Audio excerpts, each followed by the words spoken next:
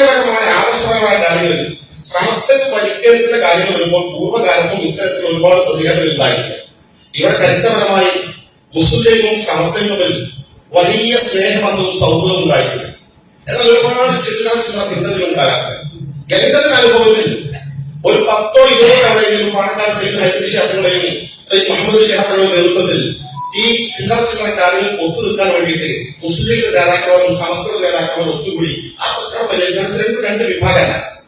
കാന്തപുര വിഭാഗം എന്ന് പറഞ്ഞാൽ മാറ്റി നിർത്താനുള്ള പശ്ചാത്തലം അവർക്ക് പ്രത്യേക ലക്ഷ്യമുണ്ട്, പ്രത്യേക ആശയമുണ്ട്. അവർ മുസ്ലിം ഉമ്മത്തിലെ പൊതുധാരയിൽ ഒന്നിച്ചു പോകാൻ തയ്യാറല്ല. ഒരു തരം വിട്ടുവീഴ്ച തയ്യാറായപ്പോൾ അവർ പോകുന്ന വഴിക്കൊണ്ട് വിട്ടതാണ്. ഇതെന്താണ് അഭിപ്രായ വ്യത്യാസം? സമസ്തന്റെ പ്രഖ്യാപന ഒരുപാട് മുന്നോട്ട് പോകുന്നു, മുസ്ലിം അതിന്റെ പ്രഖ്യാപന ഒരുപാട് മുന്നോട്ട് പോകുന്നു. ചില അനുരണനങ്ങൾ അഭിപ്രായ വ്യത്യാസങ്ങൾ ഉണ്ടാകുമ്പോൾ നേതാക്കന്മാർ പറഞ്ഞു തീർത്ത് പരിഹരിക്കാവുന്ന വിഷയങ്ങൾ പരിഹരിച്ചാൽ ഇന്നും തീരുന്ന പ്രശ്നങ്ങളാണ്. ഇതിന്റെ പേരിൽ ഈ ഇരിക്കുന്ന നമ്മൾ രണ്ട് ചേരിയിലാകേണ്ടവരല്ല. താഴെത്തട്ടിൽ പാവപ്പെട്ട സുന്ദരമാക്കുന്ന മക്കളും ഈ മുസ്ലിമിന്റെ മക്കളും തമ്മിൽ വെച്ച് കലാപമുണ്ടാക്കി കത്തിക്കുണ്ടാക്കുന്ന സാഹചര്യത്തിലേക്ക് എത്തിക്കേണ്ടതല്ല. ഇവിടെ ഇരിക്കുന്ന ഞാനും ഓരോരുത്തരും ഒരു കാലത്തിൽ വിട്ടുവീഴ്ചയില്ലാത്ത നിലപാട് സ്വീകരിക്കണം. സമസ്ത നിലനിൽക്കണം. സമസ്ത ദുർബലമാക്കാൻ അനുവദിക്കരുത്. സമസ്ത ദുർബലമാകാൻ ശക്തമായി നിന്നുപോലും ഈ വിദാഗ്ധ പ്രസ്ഥാനങ്ങൾ ഒരു വിഭാഗം കുഫറിലേക്ക് പോയിക്കൊണ്ടിരിക്കുകയാണ്.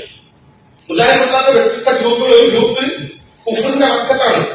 കാരണം ഒരു ബുഖാരിയുടെ ഹദീസിൽ നിഷേധിക്കുന്നു, ഖുർആൻ പോലും യുക്തി നിരക്കാത്ത ഖുർആൻ ആയതിനും സംശയം പ്രവർത്തിച്ചുകൊണ്ടിരിക്കുന്നു.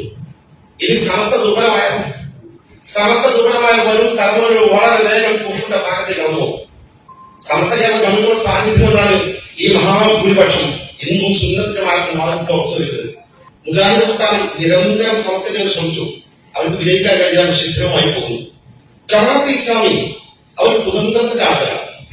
സത്യം പറഞ്ഞാൽ സമസ്തയിൽ കമ്മ്യൂണിസ്റ്റ് ഫ്രാക്ഷനുകൾ പ്രചരിപ്പിച്ച ആദ്യത്തെ ഘടകമായ വിഭാഗമാണ് ഈ മീഡിയ വണ്ണും ഈ മാധ്യമവും ജമാഅത്തെ ഇസ്ലാമി. ഇതോ പരിശോധിച്ചു ചാനൽ എടുത്തിട്ട് ചില അഭിപ്രായങ്ങൾ പറയുന്നതിനെ തുടർന്ന് അത് സമസ്തയുടെ കമ്മ്യൂണിസ്റ്റ് ഫ്രാക്ഷൻ, കമ്മ്യൂണിസ്റ്റ് വിഭാഗം, മറ്റു മുസ്ലിം ലീഗ് വിഭാഗം നമ്മളെ രണ്ട് ചേരിയാക്കി മാറ്റി നിർത്തുന്നത് ആരാണ്?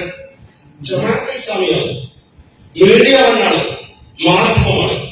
സമസ്തയുടെ ഓരോ പ്രശ്നവും ഹൈലൈറ്റ് ചെയ്ത് കാണിച്ച് സമസ്ത വിരുദ്ധയ്ക്ക് ചാനലുകൾ ലൈവായി കൊടുത്തുകൊണ്ട് ഇത് പ്രചരിപ്പിച്ച് സ്വാഭാവികം ഒരു ചാനൽ മുന്നോട്ട് വരുമ്പോ മറ്റു ചാനൽ റീൽസിട്ടാൻ അവർ ഏറ്റെടുക്കും. അത് പ്രചരിപ്പിച്ചുകൊണ്ട് ഇത് രണ്ടും രണ്ട് ഇടതുപക്ഷ ആഭിമുഖ്യമുള്ള സമസ്തയും മുസ്ലിം ആഭിമുഖ്യമുള്ള സമസ്തയും രണ്ടായി നമുക്ക് ചേർന്ന്